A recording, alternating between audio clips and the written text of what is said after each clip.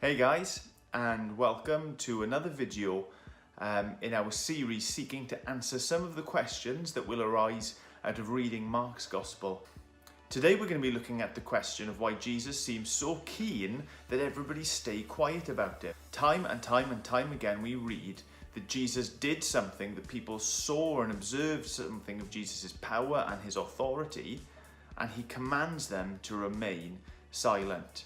There are 5 instances at least where he tells people to remain quiet, and there are 3 instances specifically where he tells demons to be silent about who he is and what he's come to do. Now, for most Christians reading this should cause us to ask questions. We're familiar with Acts 1 verse 8, as Jesus is about to ascend to heaven and he commissions his followers to be people who go out and bear witness to him. Maybe the end of Matthew's Gospel springs to mind, when Jesus tells his followers to go and make disciples of all nations. Surely this is what's supposed to happen when we see Jesus, when we encounter Jesus, when Jesus' power is displayed and we are prompted by faith to trust in him. We go and we tell. So why is it that all the way through Mark's Gospel, Jesus is telling people repeatedly to be quiet? It's definitely confusing, but with a little bit of thought, actually makes perfect sense. There's a clue as to what's going on in Mark chapter 9, the Transfiguration. I'm not going to go into what that's all about, but as Jesus and Peter, James and John are coming down the mountain, Jesus challenges them not to share their experiences with anyone until the Son of Man is raised from the dead.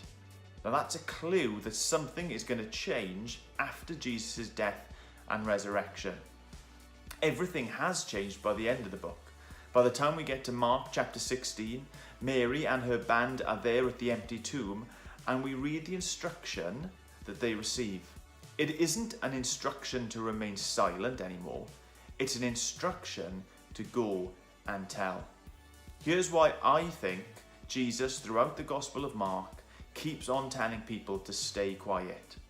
It's because until we've seen the dead and risen Jesus, we don't really have anything to proclaim. Think about it. Those witnesses to the empty tomb, they'd lived with Jesus, they'd experienced Jesus, they'd been there for all the miracles, for all the teaching. Are there anybody else walking the earth? They were the people who best could share about him, but it is not until they realize and recognize that the same Jesus they'd seen crucified 3 days before was now risen, alive and well, that they're charged with sharing the good news. This shows us that Jesus isn't simply being humble or shy or trying to play down his importance during the Gospel of Mark, but actually Jesus understands that people need to see him in his entirety, otherwise they cannot understand him at all. Jesus saying be quiet 1 minute and then the disciples and his followers being told to go and tell the next shows us clearly that we cannot proclaim Jesus as Messiah until we have seen him come, until we have seen him sacrificed, and until we have seen him raised from the dead.